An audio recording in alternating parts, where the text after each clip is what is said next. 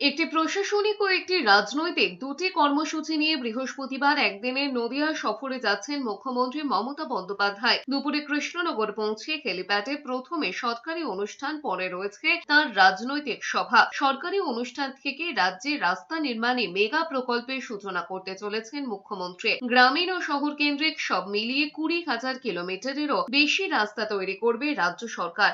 রাজ্যের কোষাগার থেকে খরচ হতে চলেছে প্রায় 8,487 কোটি টাকা।